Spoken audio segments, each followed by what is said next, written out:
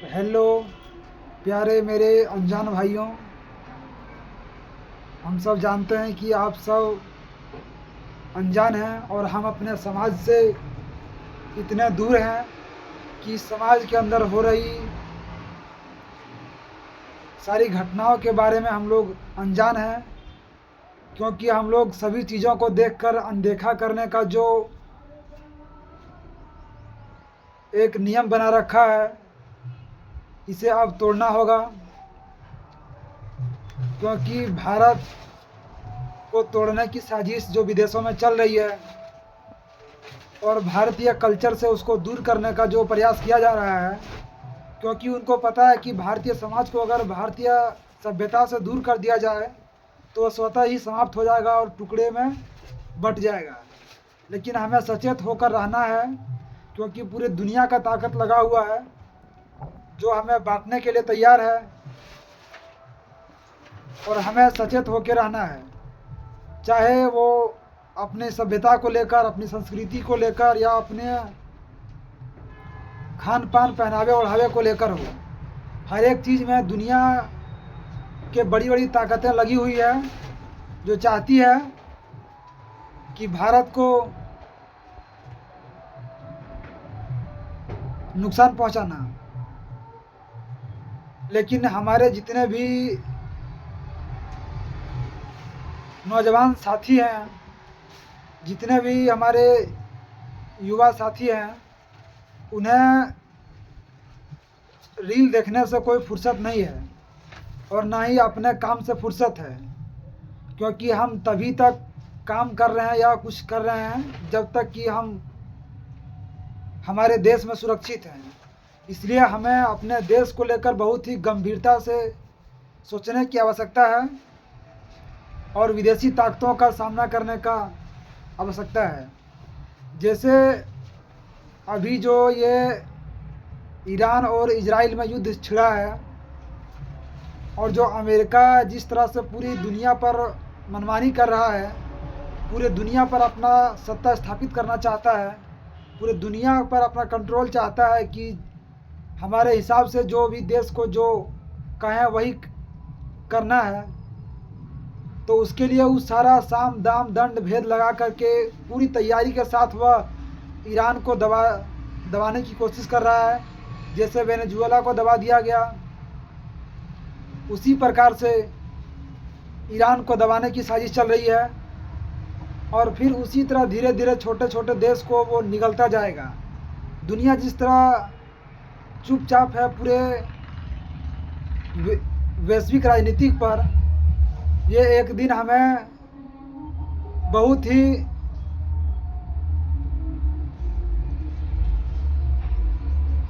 खराब रास्ते में ले जाकर छोड़ देगा।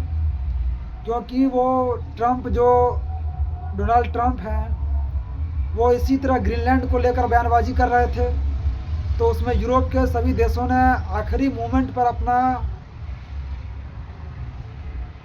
बयान को मजबूती से रखा, जिसके कारण ट्रंप को पीछे हटना पड़ा। वैसे ही ट्रंप भी जान रहे हैं कि जो भारत है एक उभरती हुई अर्थव्यवस्था है और इसे अगर नहीं रोका गया तो एक दिन अमेरिका के आँख का कांटा बन जाएगा। इसीलिए वो भारत को किसी भी शर्त पर पर ऊपर उठने से रोकने के लिए इसे वो सारी हदें को पार कर सकता है। और वो इसी को लेकर जो बांग्लादेश का जो राजनीति को पूरा तहस नहस कर दिया गया, शेख हसीना को वहाँ से उखाड़ दिया गया, वो भारत को दबाने के लिए ही किया गया था। लेकिन उसका जो भी प्रयास था वो असफल रहा। तो हम लोग भारतीयों को सचेत रहना है, और वो चाहे व्यापार के माध्यम से या फिर किसी और माध्यम से भारत को परेशान करने का कोशिश कर रहा है। वो चाह रहा है कि भारत के किसानों को, भारत के मजदूरों को, भारत के सभी नागरिकों को परेशान किया जाए, ताकि वो हमारे बातों में आकर के अपने यहाँ की सभी चीज़ों का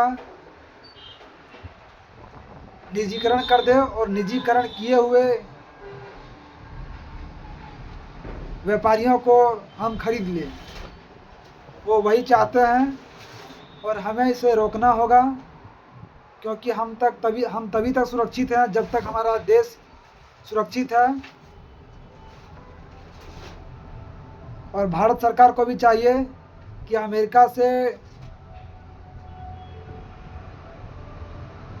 अमेरिका के दबाव में आकर किसी भी फैसले को नहीं लेना चाहिए, क्योंकि उसका पुरजोर विरोध करने के लिए भारत की जनता तैयार है। क्योंकि भारत अपना फैसला खुद ले सकता है, जो हमारे सरकार ने कुछ ट्रंप प्रशासन के दबाव में आकर फैसले लिए हैं, उसे हमें दिखाना पड़ेगा कि भारत कोई छोटा मोटा देश नहीं जो बांग्लादेश की तरह इसे भी दबा दिया जाए। भारत एक उभरती हुई अर्थव्यवस्था है जिसे पूरी दुनिया ने देख रही है,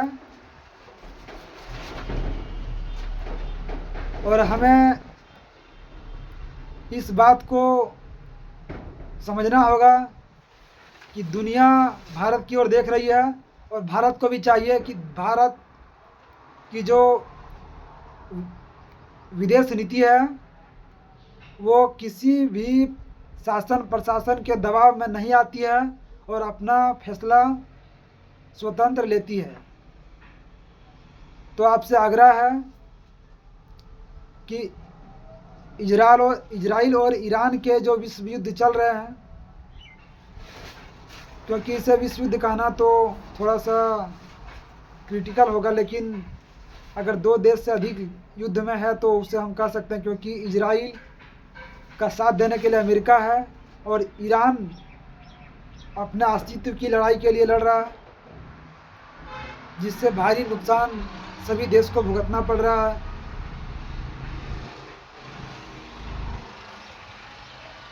तो कोई ना धैर्य बनाए रखें। जब कोरोना जैसी महामारी को हम लोग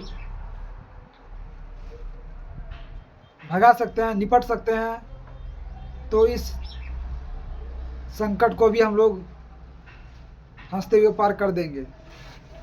तो आपसे उम्मीद है कि स्वदेशी को बढ़ावा दें, और जितना हमारे स्वदेशी को बढ़ावा दिया जाएगा उतना ही हमें किसी दूसरे देश पर निर्भर नहीं रहना होगा। और जो जितना किसी दूसरे देश पर निर्भर रहता है उसे ट्रंप चचा बहुत परेशान करते हैं, क्योंकि वो इंपोर्ट और एक्सपोर्ट पर अपना कंट्रोल दिखाते हैं।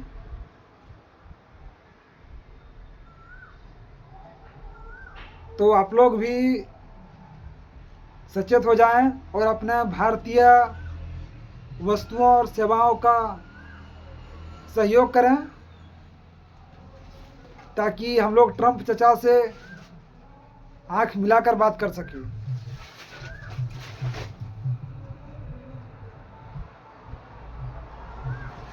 तो धन्यवाद, मिलते हैं नेक्स्ट वीडियो में। तब तक के लिए जय हिंद, जय भारत। अगर हमारी बातों से किसी को बुरा लगा हो तो उसके लिए हम पहले ही क्षमा प्रार्थी हैं।